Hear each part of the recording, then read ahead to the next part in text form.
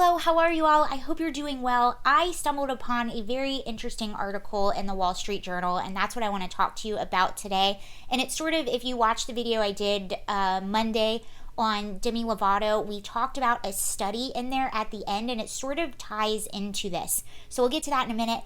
And then I will be live I will be live tonight at 8 p.m. Eastern, 5 p.m. Pacific, and I wanted to tell you all about my trip to Washington, D.C. I was in D.C. for a few days and also gallivanting around downtown Richmond and made a lot of really interesting observations. Downtown Richmond and DC are much different places than they were the last time I visited, and I had a few really interesting experiences. So I'm excited to talk to you about that and then anything else you want to talk about. There's a lot in the news this week. Let's get to this article. So the title of this article, this is an opinion piece, Wall Street Journal. This is by Abigail Shrier. It came out on May 14th, and it's entitled "To Be Young and Pessimistic in America. Generation Z is lonelier than millennials and more reluctant to embrace the responsibilities and joys of adulthood. Life online seems to be the reason." So I'm not going to read you the whole thing. I will link to it below. I'm just going to read you a few interesting points that I pulled out, and basically the argument that is being made in this opinion piece. So Abigail is interviewing an academic psychologist who actually wrote an entire book on the subject, and Generation Z is the generation that is right under millennials. So I'm considered a millennial. I was born between, I think it's like 1980 and 1995, I don't know, something like that. And then the generation right under that is Generation Z. And she actually jokingly calls them the I generation because they are the first generation that has grown up with sort of this iPhone culture where they have their smartphones and they have always had their smartphones and they don't remember life without smartphones. When I was in school, I think I got my first cell phone, and those were those like old boxy Nokia phones that if you probably had the original, they still work today. Like nothing killed those things. Mine even had a really obnoxious ringtone and lights. It was like a circus every time someone called me, and I just thought I was the coolest thing. But we didn't even have that until I was about 16 or 17. I had my first phone, and all you could really do was call and sort of text message. There was no such thing as really social media. Our social media was AOL Instant Messenger, and maybe some people did chat rooms, but mostly it was face-to-face interaction. And that's sort of the argument that is being made. Kids are spending less time with social interaction and more time on their phones. And I can't tell you how many times I go out. It actually happened just recently. My boyfriend came in town to see me.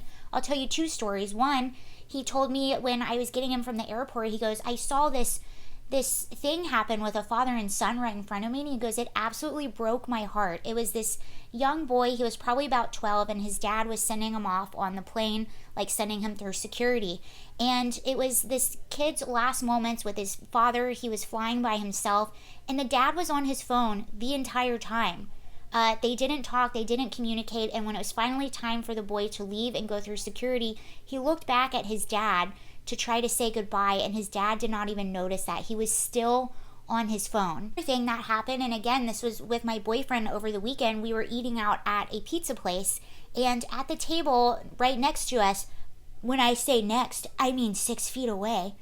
But you know what I'm saying. So the table 6 feet away from us, it was a dad and his 3 kids, and you could clearly tell this was a single dad that's having his visitation with his kids. The entire time they were at the table, the dad was on his phone. The 3 kids were not, and they looked like really smart, really good kids. 3 kids, none of them were on their phones. The dad had his face planted in his phone the entire time. And that's not a weird thing. I don't know how many times I go out to eat, and you'll see everyone at the table is like this. I would go out with some of my friends in Los Angeles, and they're not even interacting or having fun with each other. They're filming it, just capturing it for their Instagram, and they're not actually like engaging in the activities. It's like they're an observer to life, and they just want to get that to put on their social media to impress who? I don't know. Also, I think I joined TikTok recently, and I think some of TikTok is actually really cool. One of my favorite TikTok, is it a channel? Is it a page? One of my favorite TikTok pages that I follow is All Ghost Stories, and it's just really cool. I do think it can be a really cool place for creators and business owners to put themselves out there. You get a lot of visibility, but there are all these videos, video after video after video of teenage girls. Like there's this one video that's kind of, this one style of video that's kind of trendy, where these teenage girls that are wearing basically no clothes are kind of like booty dancing, and their mom or a parent is in the background, and the parent's like, no, what are you doing? Blah. And the kid is just doing that right in front of their parent, and it's supposed to be this cute, funny thing. If I even walked out of the house or attempted to walk out of the house in any of those outfits, I would have been made to go right back to my bedroom, and trust me, that happened a million times. I grew up in Georgia. I was a very social teenager, and I tried to get away with wearing some risque things, and my mom would make me go right back into my bedroom and change. We had so many fights in the morning because of that. To think that parents are allowing their children to make this kind of content, somebody that is under 18, and put it online and then condone it, men are just looking at this, just salivating, and these girls are just objects to these men. That doesn't lead to a happy and healthy self-confidence. Anywho, those are just a few of the bad aspects of sort of growing up in this new world of social media and smartphones. I didn't have to grow up with that, and I'm sure many of you didn't have to grow up with that. But imagine growing up and navigating this world. Thankfully, like, social media blew up when I was old enough to kind of see it for what it is, and old enough to be able to use it the right way. And even still, I mean, I'll be on Instagram sometimes, and I'll see, people having fun, and I'm like, I'm not having fun. So I can imagine what that does to a young teen girl or even a teen boy. But anyway, like I said, those are just a few of the things that are really bad about social media. And I'm going to read you some interesting points that they made in this article, which is what I really wanted to talk about. So it says, and it's describing Generation Z, it says, they are in this world where you have to be on social media, yet being on social media can be really negative. In an instant, they could be permanently banned or humiliated or exposed in front of thousands, even millions of strangers. I think this idea that everything can potentially be public has had an enormous effect on young people, and they are very, very cautious. I think it's also one of the reasons why they're mentally vulnerable. It's because they feel like they're walking on eggshells all the time. Kids need to make mistakes. They need to get boo-boos. They need to say dumb things. They need to do dumb things. They need to learn. That is what being a kid and a teenager is all about. But in this world of social media, that stuff is forever. Someone can take a video of you when you were an innocent teenager just doing something stupid and then use it against you 5 years later, and you will be canceled. I talked to 2 parents who have had to remove their kids from their universities, and they have gotten their extracurriculars and their scholarships taken away because of dumb, innocent things that they said when they are teenagers. So this is a very real fear to have. And I don't know if you've ever been around someone where you have to walk on eggshells, but imagine having to do that all the time with your social media, fearing that if you make a mistake, this could happen. When I was growing up, I was free to make mistakes. I was free to do dumb things. I think about it too. I think it was Candace Owens on her show. She was talking about Lindsay Lohan and sort of, and Britney Spears, and sort of how the media treated these girls and how the media almost celebrated these girls when they had breakdowns. When I was 21, 22, I got into some trouble. I got arrested. I had my moments. But the beauty of when it happened to me, I wasn't famous. I was able to make my mistakes, be a dumb kid, and learn from it, and now I can tell other people what not to do. But they didn't have that luxury. They were in the public eye and got completely scrutinized in all the tabloids. But it's almost like now with social media, everyone has a platform. Everyone has an audience. Anything can go viral, and that's something extra that teens now or young people now have to worry about that I personally didn't even have to worry about. This is something else that it said in the article. Members of Generation Z are far less likely to date, obtain a driver's license, hold down a job, or hang out with friends in person than millennials were at the same age. High school seniors in 2015 were going out less often than 8th graders did recently, as recently as 2009. Seniors in 2016 spent an hour a day less on in-person social interactions than those in the 1980s. So they're getting less social interaction. It goes on to say, and while teens' avoidance of sex and booze may comfort their parents, their prolonged immaturity reflects a disbelief in their own partner to improve their circumstances. Today's young people are more likely to attribute hardship to bad luck or other factors beyond their control. Sound familiar? Let's continue. People who feel powerless might be more inclined to support social and political upheaval, and today's youths are more politically radical than past generations, including baby boomers. And baby boomers, that's my mom is a boomer, and they grew up, she was always doing protests and sit-ins and this and that. It's just something different about the way that her generation went about social change and protesting. Now when you see these protests and when you see these young people out there, they act like babies. They literally act like immature babies, and they can't handle any ideas that are not theirs.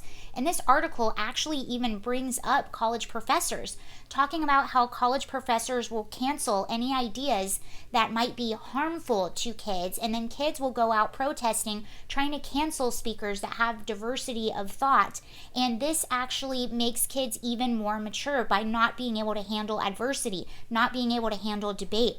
When I was in college, I remember I was a bleeding heart liberal, so was my really good friend Amanda, and she was dating a guy that was a staunch Republican. He was even studying poli-sci, political science, in college, and we used to have beers, and we would debate, and it would get passionate, and it would get fun, but nobody had their feelings hurt. Nobody was breaking up. Nobody was huffing and puffing and walking away, and he won the debates most of the time because Amanda and I were just, didn't know what we were talking about, obviously, and he was studying poli-sci, so he clearly had more of an idea of what he was talking about than we did. We were just the emotional ones, but we never got upset about it. So it's just really interesting because not only are they arguing that millennial or Generation Z is more radicalized, they're also lonelier than ever. I know that something really big I noticed during this pandemic is how important social interaction is and how important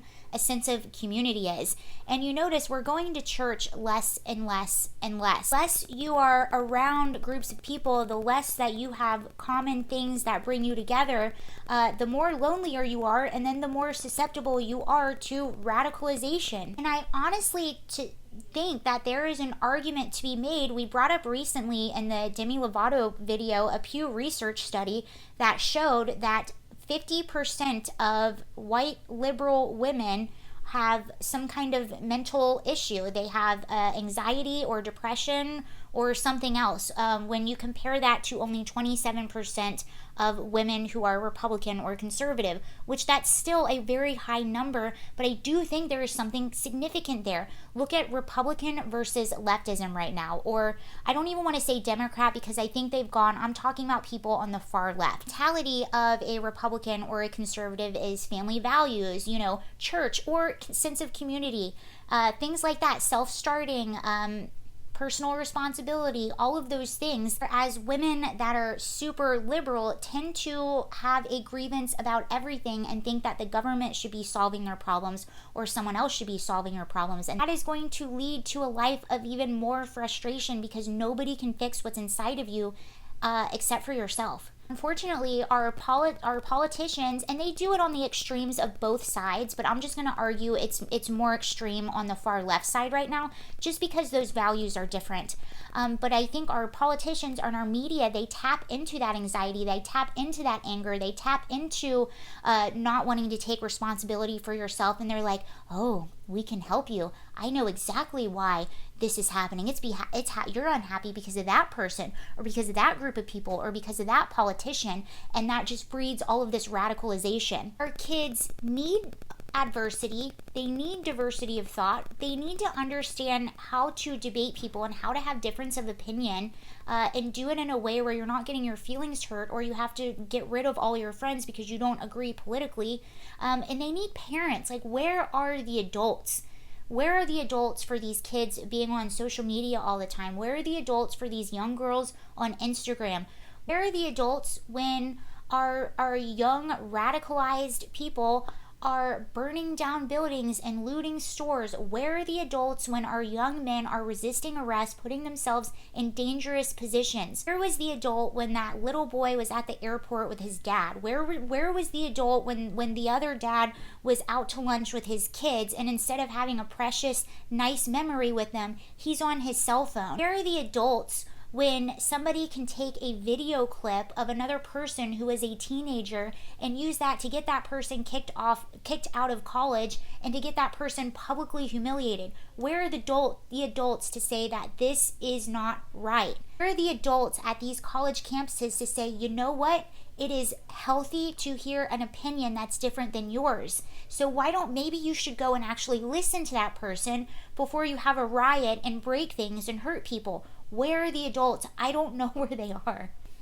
Anyway, it does go on to say that, there are things that you can do as a parent raising a kid in this sort of atmosphere. The first thing you can do is not allow your kid to have their cell phone in their bedroom. No cell phone in your bedroom. You can have it outside, but not in your bedroom. Not allowing them to have social media accounts until they're a certain age. Let them learn and navigate their world without social media. That is not a real world. That is a fake world. And when you don't have the mental capacity to be able to differentiate the two, I can understand how you're growing up more anxiety-ridden and depressed. Encourage them to have a diversity of thought. Encourage them to learn all different types of perspectives, whether it's different religions, different ideas, different jobs, like all kinds of things, and give them experiences. Encourage them to go out and volunteer, to be around people, to have a sense of community. If church isn't your thing, have them join a community center. Have them have extracurricular activities where they are around people and learning social interaction. Let me know what you guys think about all of that. The full article is linked below. It's really interesting. It goes into a lot more detail, and I'll see you later. Bye.